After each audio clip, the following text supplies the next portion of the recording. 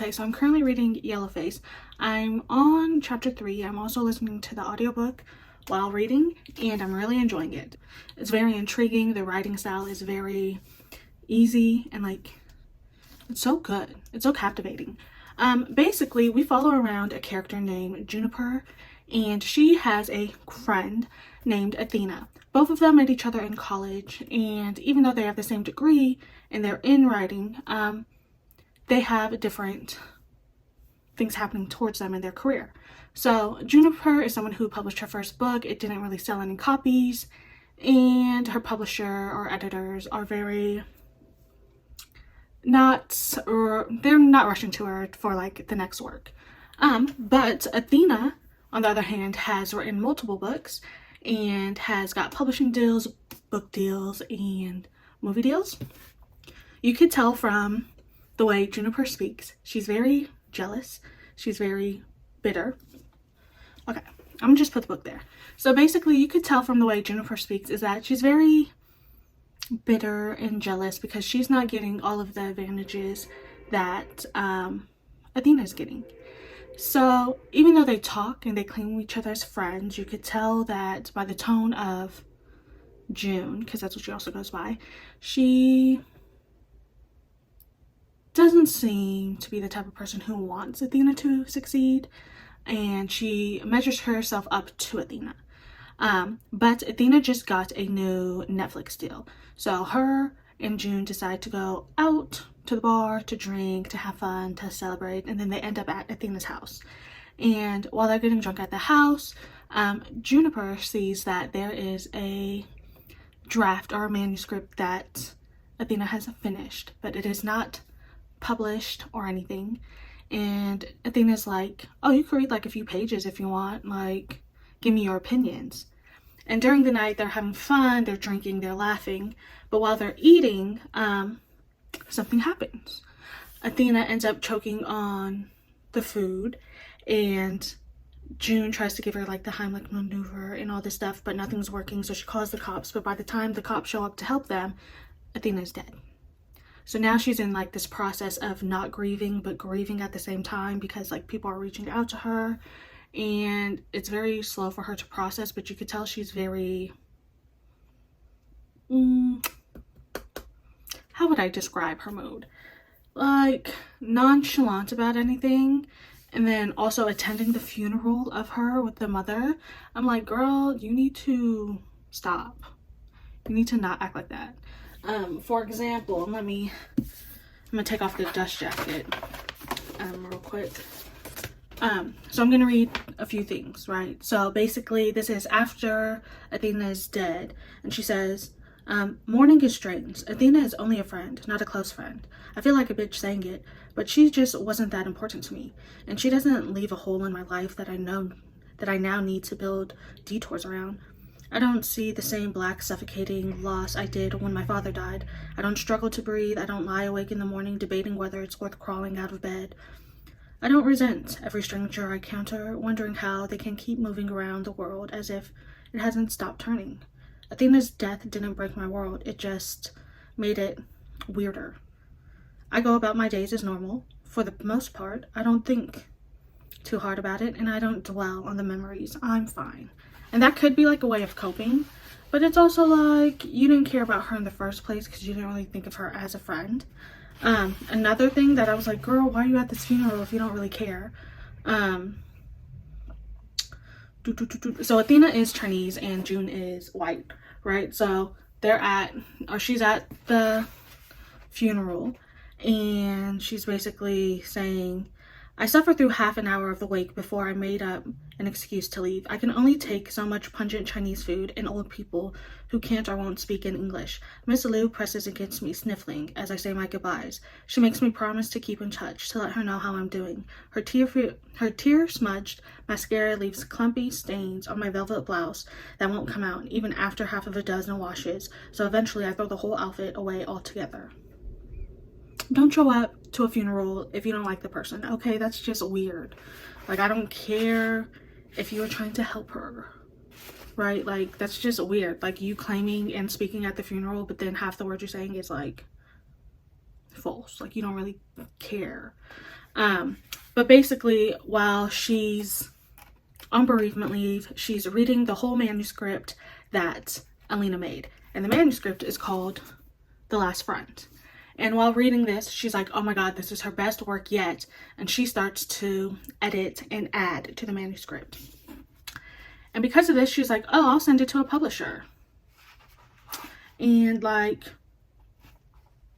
I'm gonna say it's for her. So even in the book it says, I know you won't believe me, but there's never a moment when I thought to myself, I'm gonna take this and make it mine.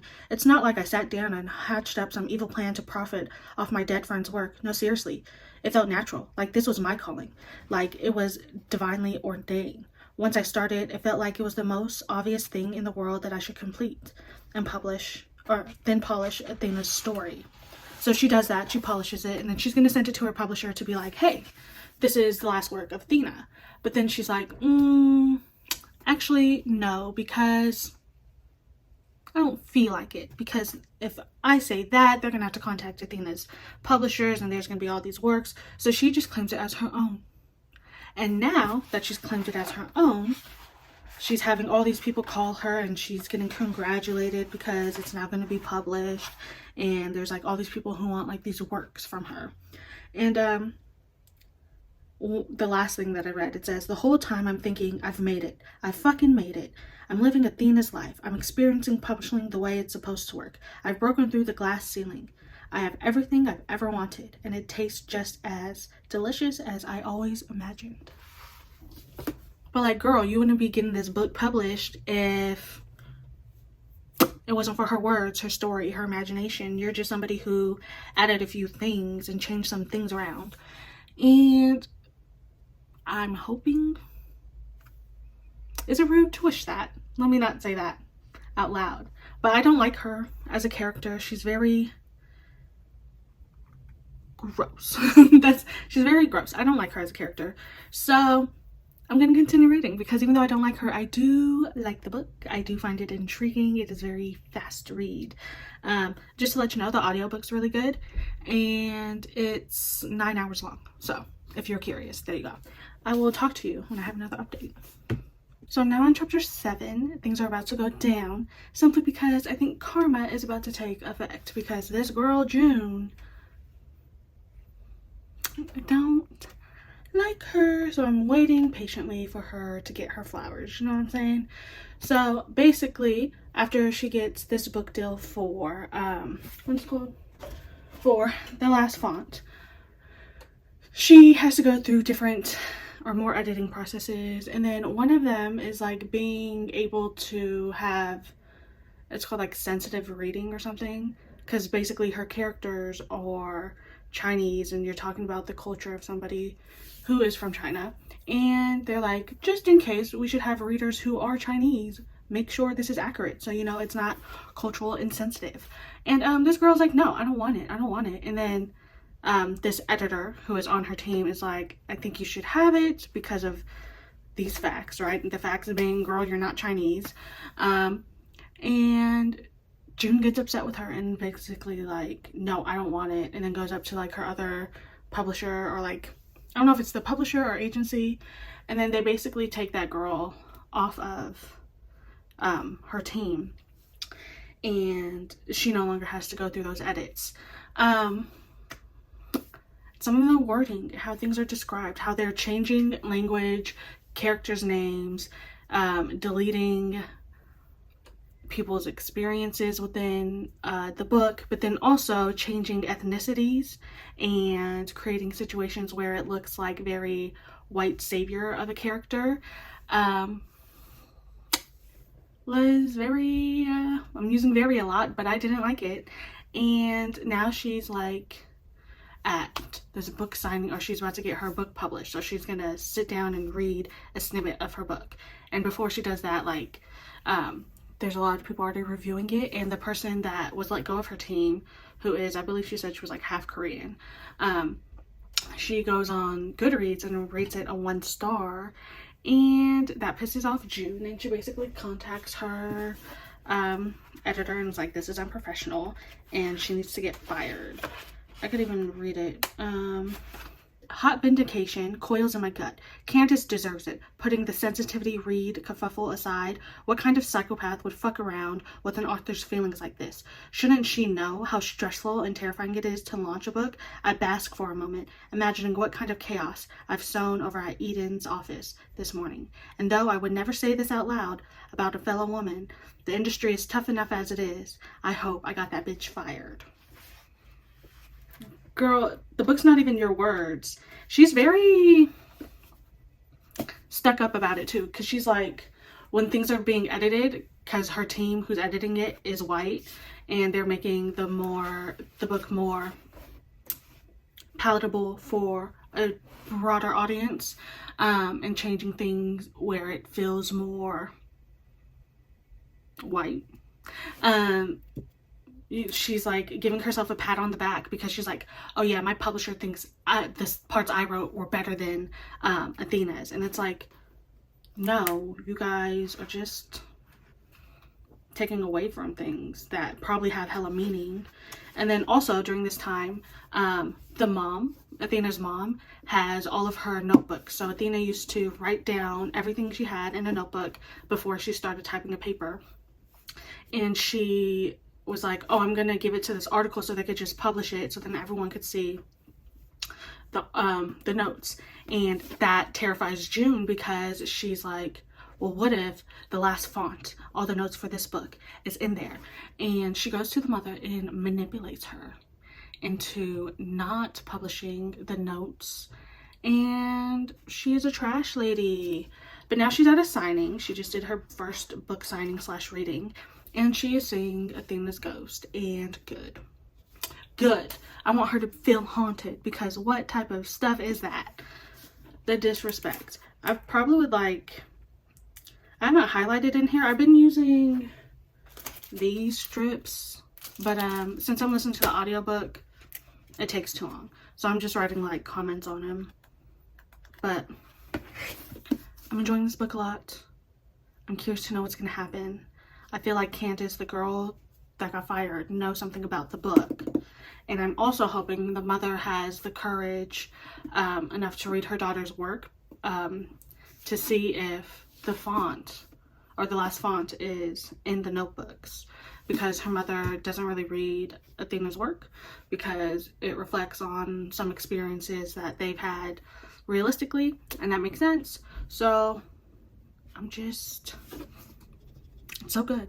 So I'll give you another update maybe halfway through. What is halfway through?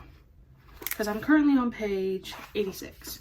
So when I'm halfway through, probably like 120 or something. I'll give you an update then. See you soon. Okay, so it's been, I don't know how long it's been since I gave you an update, but I'm currently on page 130. I'm feeling called out. Only because we're talking about movies now, and I'm like, is something wrong with me? Oh no. But a lot has happened. June has now published this book. She is getting the recognition she thinks she deserves. The reviews, the awards, yada yada yada, all the good stuff that she's soaking up and thinks it's because of her writing. But in reality, she didn't really write this book. Anyways, she's a character. She's a character. I don't see any redeeming qualities at the moment. I don't care about her, but the writing's so good. The writing's so good and the story is so good. But her as a person, I'm like, girl, you need to sit down, because how is Athena still dead? Well, she's dead. How is Athena dead and she's still living in your head rent free? Like, you're having all these inner monologues talking shit about Athena. Like, what are you doing? But I do want to say, she went to her I like how I'm holding this, like it doesn't say Yellowface, but this is the book that she written, right? So she goes to her first book signing, and while she's reading, in the back she sees Athena's ghost. Ooh, spooky. Athena's ghost never shows back up. But now she's dealing with people on Twitter, on YouTube, on like book review sites, and they're basically calling her out of like, most of it's more like, you're white, why do you feel like you could create the story, or say create the story about Chinese characters, right? And then she's like, well, I did all the research and yada yada yada. But then another part is because she did change this book, right? And she added a white character, and one of the scenes is very white savior, and people are calling her out for it, and she's like upset that people are calling her out. And then she has this group of people who are her hype men who are just telling her, you're doing great, sweetie, don't mind them, they're just trash, and all this other stuff. And I'm like, are they, or are they making valid points? So what's happening now, because she's very upset and she's getting defensive of everything, is somebody from somewhere has like a small book group, and they're like, oh, we want you to come to our little small book group and like do a reading, answer some questions. And she's like, sure, but it's only like a publicity stunt for herself, because she's like, I'm not getting paid for it, but if I go like to this place where I think like the book club is mainly Asian people who are going there, and she was like, then it'll look good to her. And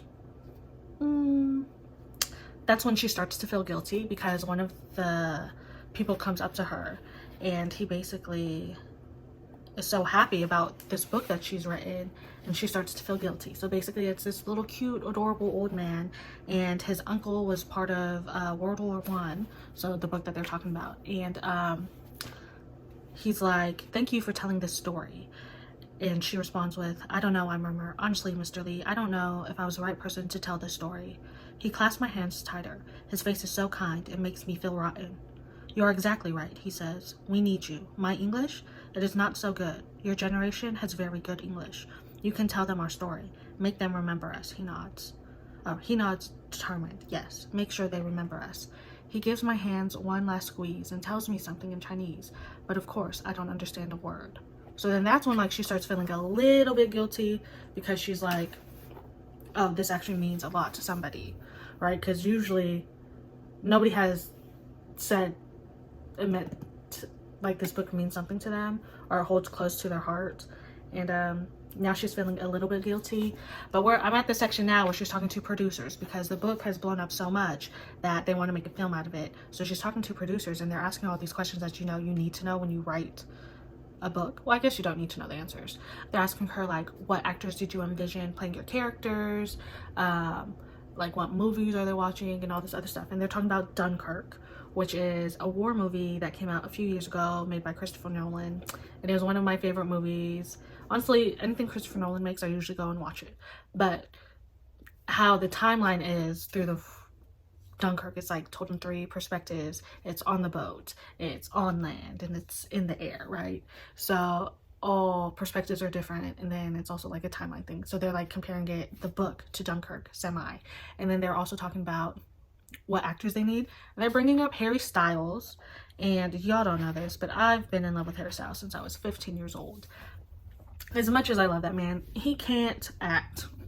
Okay, but I think what they're looking for is somebody who is attractive, who has a lot of charisma, someone has a huge name that could bring money into the film. But then now they're talking about like, oh, maybe we should get the guy who plays Spider-Man, Tom Holland. And I'm like,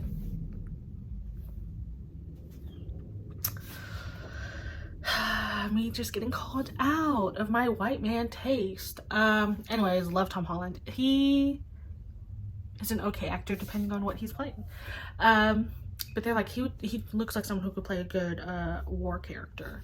But that's where we're at. But also they're saying pretentious. This is where like pretentious and racism comes into play in movies. They're saying like, oh, we don't want to hire Asian actors because basically they can't speak English. Is that what they said? Let me look for the actual quote. Okay, so they said they're looking for Asian talent, but somebody who's like a bigger name, like a pop star or something. And they said, the problem with Asian pop stars is that they have shit English though, says Harvey. Production nightmare. And then Harvey, Justin laughs, you can't say that.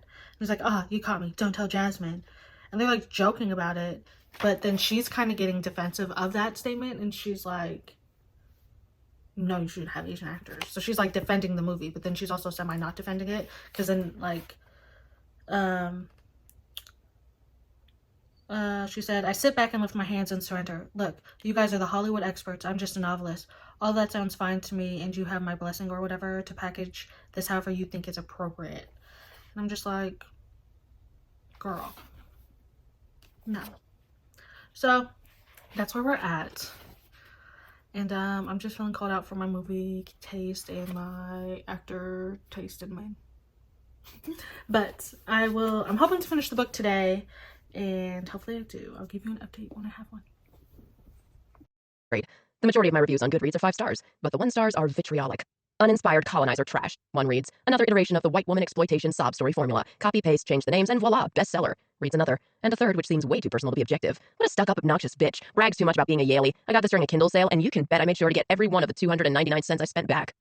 The first time I get tagged in a bad review on Twitter.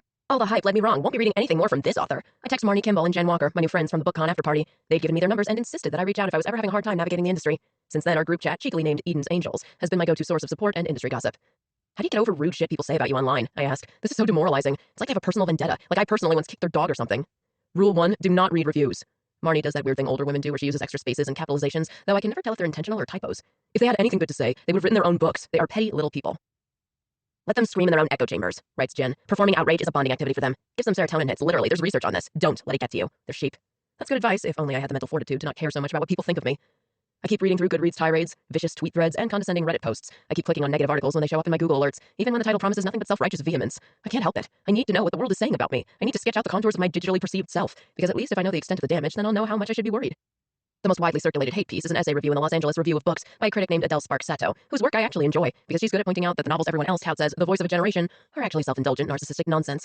She's published some of the harshest criticisms of Athena's work in the past. On Athena's debut, here Lou falls into the novice trap of mistaking a lyrical, self-othering sentence for a profound observation. Unfortunately, you can still be Orientalist even if you're Asian. My read? Athena Lou needs to get over her own yellow fever. This time she's come after me. In the last front, Juniper Song misses an excellent opportunity to excavate a forgotten history, and instead uses the suffering of thousands of Chinese laborers as a site for melodrama and white redemption, she writes. She could have, for instance, interrogated the use of Christian missionaries to convince young illiterate Chinese men to work and die overseas, and who in France were largely recruited to keep the Chinese docile, tame, and cooperative. Instead, she unabashedly praises the missionaries' role in converting laborers. The last front hardly breaks new ground. Instead, it joins novels like The Help and The Good Earth in a long line of what I dub historical exploitation novels, inauthentic stories that use troubled pasts as an entertaining set piece for white entertainment. Whatever. Who is Adele to tell me off about authenticity? Isn't the name Sato Japanese? Isn't there a whole discourse about how being Chinese and Japanese are totally different experiences? Can this Adele bitch take a fucking chill pill? I text Eden's Angels. Marnie, with initials like ASS? No. Jen, critics build an audience by dragging others down. It's the only way they can legitimize themselves. It's a toxic culture. Don't get pulled in. We're better than that. Okay, so I finished Yellowface, and I want to say it's a 4-star. I enjoyed this book a lot. So the last I talked to you about is my taste in men, or specifically, it's for the white men, but I already got called out.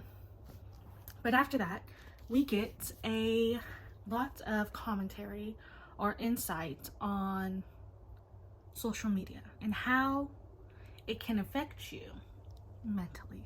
So on Twitter, now called X, an account is created. It's called Athena's Ghost, and this account is claiming that the last front is not written by Miss June, which is true, but there's no evidence of this, right? So they're just saying, well, compare these to this, and then if you look at June's previous works, it doesn't sound like this. So June's agents are like, oh, it's fine, it's gonna blow over, nobody's gonna think about anything. But it gets a lot of attention, and she is getting dragged through all social media platforms, even like publishing or like book reviews. I can't think about what it is. It's book reviews, but for like magazines and stuff. You know what I'm talking about? Because right now I don't know what I'm talking about. But she starts having panic attacks, and Miss R. Kwong knows how to write a good panic attack. But what I do want to note is we start comparing Athena and June's characters, right? So June starts having flashbacks of Athena and like of what Athena used to tell her about how brutal people could be. And you might hear somebody outside because I think someone's playing basketball. But she talks about like how brutal people could be.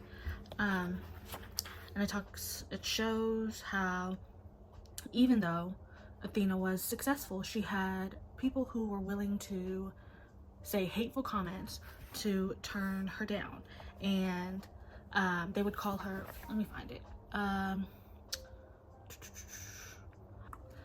She started getting death threats. Screenshots of initial Twitter encounters started circulating on Reddit, on which the main thread eventually acquired over thousands of posts, many of them screenshotted photos of Athena and her then boyfriend Jeff.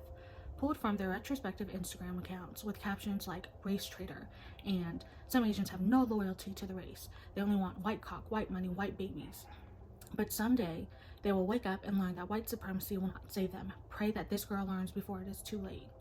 And those are some of the comments she's mentioned to June that she used to get when people would try to drag her down. Speaking of Jeff is an old boyfriend who did get canceled. He said something out of line. He got canceled. Athena broke up with him. And yeah.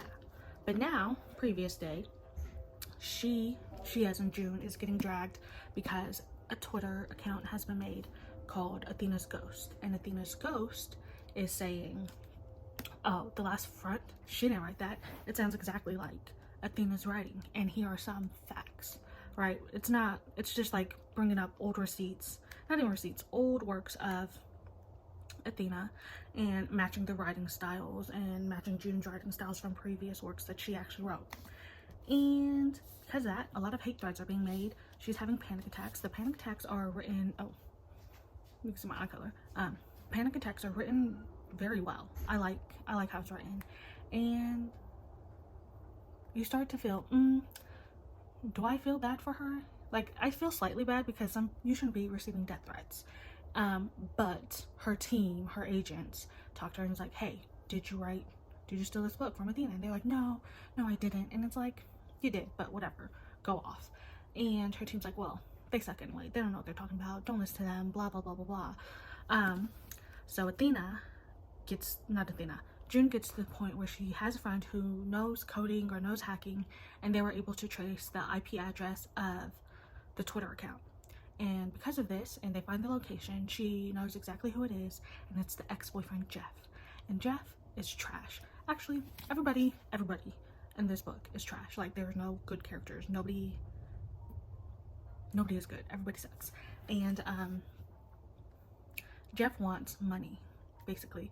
He's like, all the money that you made, I want half of it, and I won't expose your secrets. And she's like, what secrets? Because then she basically traps him with like a voice recording of him blackmailing her. And she's like, leave me alone, don't say anything. Also, there's something in my hair, I just noticed. But she's basically like, leave me alone, don't talk to me, you're trash, she's trash, everybody's trash. Okay, so I switched the angles because the lighting kept messing with me. But she feels better now that she was able to clear everything because he ended up deleting the account and nothing went from it. But now her publishers are asking for a second book. And Miss Juniper does not have anything in her head for a second book because her inspiration, her muse is Athena now.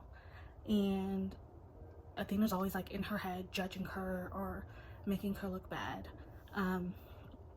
So she ends up writing another, like a novella called Mother Witch, and it's based off her actual experience with her mother.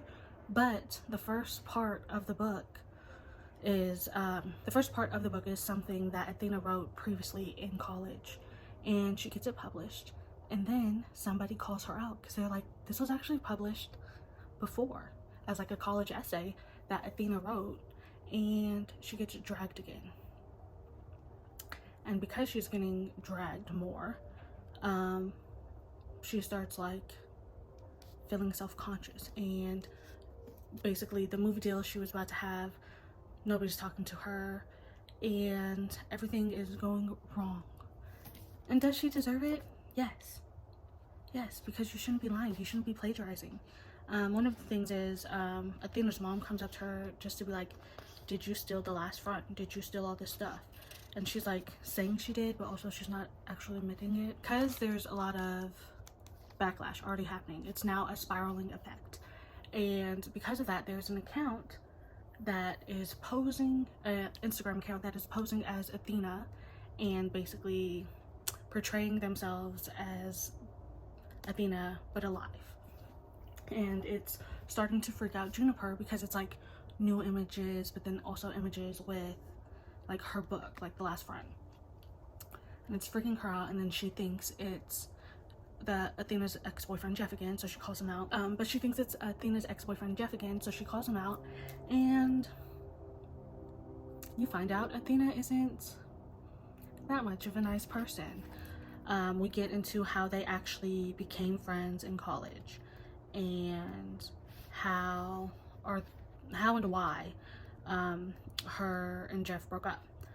And one of the reasons is Athena is someone who always has a notebook on her and always writes stuff, but everything she writes is from somebody else's story. And Jeff was explaining to Juniper that when they were together, every time something would go wrong, they would fight and have like communication issues. But he would notice there's a look in Athena's eyes where he could tell she's not fully in the conversation, but she's starting to write stuff down. And he started to notice when she would publish books, some of their conversations would be in her works, like word for word, which kind of freaking sucks. So then Juniper tells her story of how she met Athena in college and how she didn't really have any friends. And one night, like, she was like hanging out with this guy, and she was like, maybe I'll do a one night stand. But because of that one night stand, she felt like afterwards, she felt like she shouldn't have done that. She had a panic attack. She basically didn't want to be with anybody, and she would distance herself because she felt ashamed of what she did. And her and Athena became friends because Athena went out of her way to go and check on her. But turns out Athena's not so nice, because one of her publishings in college, like for like the college magazine newspaper, was the story of Juniper and what happened during that one night. Okay, so I'm gonna read what she wrote. This is when they were in college, and this is how Juniper found out about her story written by Athena was published in like the college newspapers. So it says, I flipped the issue open to page 12, Athena's story, and found my own words staring back at me. But they weren't my words, just my feelings. All my confused and tangled thoughts articulated in a clean, understated, yet sophisticated style that I didn't have then the eloquence to achieve. And then it's going to go into the article. So it says, and the worst part was I didn't know, narrated the protagonist. I truly couldn't tell if I had been raped, if I had wanted it, if anything that had happened at all, if I was glad that nothing had happened, or if I wanted something to just happen just so I could make it out to be more important than I was. The place between my legs. No memory, no shame, no pain. It's all just gone. So after she learns that Athena has written the article that is basically her, she said it wasn't her words, it was like her experience and her feelings. She says, she's stolen my story. I was convinced of it. She's stolen my words right out of my mouth. She did the same to everyone around her for the entirety of her career. And honestly, if I'm supposed to feel bad about getting my revenge, then fuck that. So now I understand why she was semi-hateful towards Athena, right? So I thought she was only hateful because, oh, she came from money, oh, she's getting all these book deals, but really, it's a little bit deeper than that, and it is because she thought she had a friend, and her friend kind of betrayed her trust, betrayed her trust, and published something that was very sensitive and secretive to them, to the world, and then claimed it as her own writings. And I understand her hate now. It still doesn't condemn her stealing her book, but a lot's happened because of it, and she basically is now getting stalked, cyber stalked, right? So somebody creates this account, this Instagram account, pretending to be Athena but alive, and they're posing with pictures of the book and everything that's up to date, but with Athena's face, but it's photoshopped. And our girl, not even our girl, Juniper starts going slightly insane. She's having all these panic attacks, but also you don't know what's real and what's not. And then she confronts the account and is like, I will meet you, because she's thinking she's seeing Athena everywhere. And she just is so caught up in her sorrows and her grief, because now it's like 2 years later and she's actually starting to understand her friend is dead, because she starts having flashbacks of them actually being friends and not all of the bad stuff. Because even when Juniper was getting awards or getting recognition, the only person she felt comfortable calling was Athena, and Athena's no longer there. So now all this guilt is eating her up, and she can't sleep, she can't eat. So she Instagrams or DMs this Instagrams like, I'll meet you. And she ends up going to these stairs where I believe they first, either her and Athena first met, or something along the lines. I think that's where they met. And it's Athena's voice out in there basically telling her to confess her sins. And Juniper does, just to find out she got played. And it was Candace who was behind the Instagram account and has filmed her confession. So to try to take away the confession, Juniper basically gets into a catfight with her, but she gets pushed down all these stairs and into the hospital, and Candace is getting her revenge because she got fired from her job and blacklisted from the publishing world, and now she has this recording of Juniper confessing that she stole the last front. So when Candace publishes the piece with the recording of Juniper admitting that she stole the last front, everybody is on Candace's side, and she's getting recognition because of what she found out, and then also she could go back into the publishing world because she got blacklisted. And then everyone is hating Juniper and calling her out her name and being disrespectful. But because now she's so used to it, she's in like this calming state of mind where it's like not even bothering her, and she is crazy. Is that the right word? She's very delusional. She now has it in her mind that she can twist the story so it can fit her narrative and basically spin it to where Candace will be the bad guy. And that's how the book leaves off. So it's going to be in like this endless cycle of hate and revenge and wanting to be recognized and not fading into the spotlight. Because one of the things with Juniper's character is that she feeds off of the recognition. Like, she feeds off of everything. I think this is one of the quotes. It says, "Perhaps that's the price of professional success. Isolation from jealous peers. Perhaps once writing becomes a matter of individual advancement, it's impossible to share it with anyone because she becomes someone who doesn't, or who isn't able to trust anybody with her next work. And it's not something she wants to do. She also has like a family, her mother and sister, who don't really support what she needs. And her mother wants her basically to move back home and do like taxes. And she's like, that's not what's in the plan for me. Like, I want to write. Like, why can't you accept that? And her mom's like, I just want you to be happy. And she's like, that doesn't make me happy. Writing makes me happy. She says, I can't rely on my old work. I say, though I know I can't make her understand. I need to write the next best thing, and then another. Otherwise, the sales will whittle down, and people will stop reading my work, and everyone will forget me. Saying this out loud makes me want to cry. I hadn't realized how much this terrified me. Being unknown, being forgotten, a sniffle.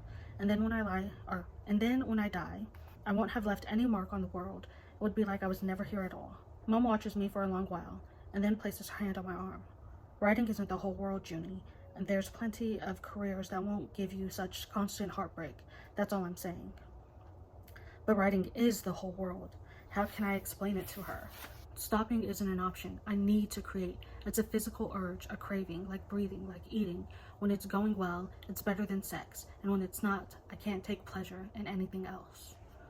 And that's Juniper character summed up. It's someone who needs that attention, who needs to be seen. And it's a lot. This book is a lot. So I'm giving this a 4-star. And I would recommend the audiobook. I really enjoyed it. It also gave like the book more emotions, especially when the panic attack is happening or when there's scenes that are freaking racist and like anything where Juniper is monologuing disrespectfully will piss you off. And then anything that's like sad will also, like, it just enhances the feelings, like your emotions and stuff. I did watch, after reading this, Read with Cindy's commentary of the book, and she talks more about how like the book should have been more about like the publishing aspect and how R.F. Kuang actually relates to Athena, the character, and it's very interesting. I'm not gonna go tell you what her thing is. I'm gonna just link it down below because I like how she speaks. I just like Cindy, so I'm gonna just put her down there. But I recommend this. Yes, read it. Okay, read it. I'll see you in the next vlog. If you want to like and subscribe, do that. If there's any books you want me to read, feel free to comment them down below. Just know that it might take a while for me to get to them. I'm hoping that Ordinary Monsters is going to be published, or my video will be published sometime this month. Fingers crossed. And I'll see you when I see you. Bye.